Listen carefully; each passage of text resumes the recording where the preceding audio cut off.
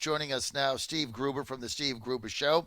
Steve is heard Monday to Friday, 6 a.m. to 9 a.m. That is Central Time. I believe he's in Michigan. And we asked Steve to join us today. He does a radio show in Michigan. What is going on with Governor Whitmer? We had a story on her the other day called her Nurse Ratched. And basically, you can't buy seeds. You can't plant a flower because a flower might bloom and it might put you in a good mood. Oh, here's the other thing. You can go in a kayak, but you can't go in your motorboat. But it's the same thing. Steve, thanks for being with us. What is going on with your governor? John, she's let the power go to her head. Here's what's happened. Gretchen Whitmer thinks that she's on the short list to be Joe Biden's running mate, and she might have been until tens of thousands of people turned up on Wednesday of this past week to say they're no longer interested in all this. And you forgot one important thing. You can't buy seeds, you can't buy paint, you can't buy flooring, you can't do a lot of things, but you can buy lottery tickets, liquor, and weed, of course, because those are essential items. You can't paint your house, you can't plant a flower, you can't have a garden. I mean, all the things that you can't visit your neighbor. Now she says you can't visit your neighbor and have a beer, right? Although you can buy the beer, I guess you have to drink yourself into a stupor by yourself to enhance depression. I mean, when you really look at what she's done, it's the model for keeping your state, your people in your state depressed, so that I guess they carry Michigan for Biden because everybody's either depressed, high, or drunk. Well, here's the thing. You have 1.5 million Michigan residents that have lost their job in the last 30 days. The COVID-19 virus, yes, we had a spike in the Detroit area. That was 88% of the cases in the entire state were all in 3 counties down there. But the numbers continue to come down. They've been coming down since the 3rd of April as far as new cases go. We reached our peak. The only thing these models were right about was when the peak was going to come. But this governor, instead of looking after the people in the state to make sure they were well taken care of and they had jobs, 4 years ago they called them deplorables. Now they call them non-essential. That's the change that's happened here. And it looks pretty obvious to folks here that Gretchen Whitmer is punishing the red counties, punishing the counties that voted for Trump, punishing the people in northern Michigan and west Michigan that don't support her and don't vote for her. They're the ones getting the screws put to them. There's no question about it. I mean, when she's saying that you can't go to a garden shop and you can't buy these different things, but you can go into Home Depot and you can buy a sponge and you can buy, a lawnmower, but you can't buy a rototiller. But you can go ahead and buy a sponge, but you can't buy paint. I mean, it's ridiculous. There's no sense to it whatsoever, John. It's absolutely insane. People in Michigan have had it, and I'll just tell you for me, I'm not going to live in fear. I've watched this, and like you and like most people, I was very concerned about this for a period of time. But I've watched the numbers. I've watched the models fail time and again. I've watched these predictions of doom and gloom and apocalypse not come together, and I am not going to live in fear. I will not live in fear and be under the thumb of this governor or anybody else. They don't have the right to tell a store what aisles can be open. They don't have a right to tell a store that you can't advertise these certain items under the threat of they will shut you down. Under whose authority does she think she's doing this?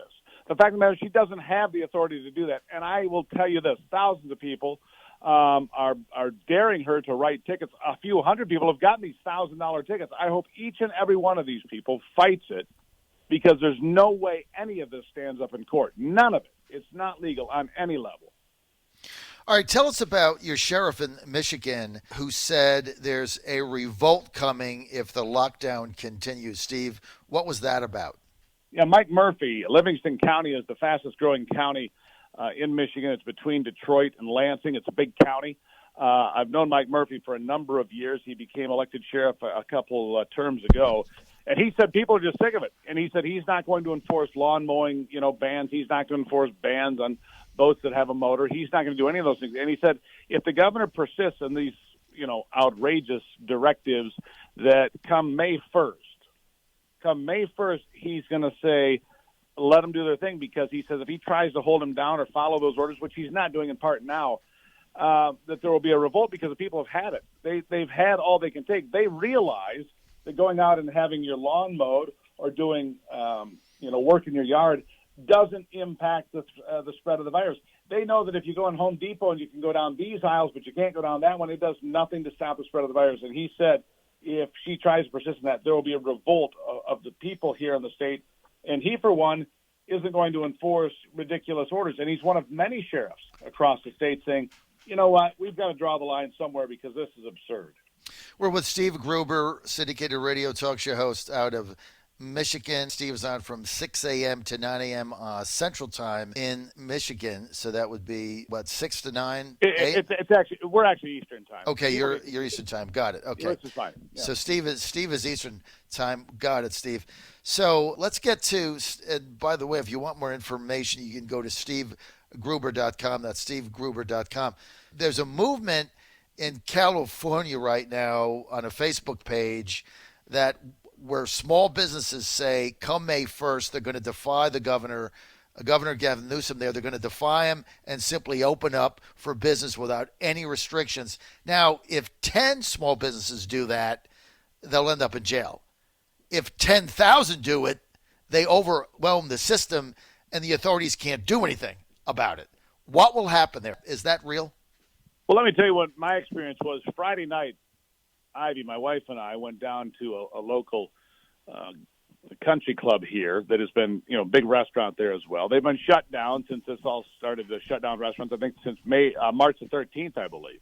Right, Steve. And we walked into the restaurant on Friday. There were 35 people in there, and I looked around and I saw the owner. I said, Dave, what's going on? He goes, I'm done with it. I'm not doing this anymore. He goes, and you know what? I'm opening up for golf tomorrow, too, which the Michigan Governor, Gretchen Whitmer, has banned. I drove by that golf course on Saturday and Sunday. People were golfing.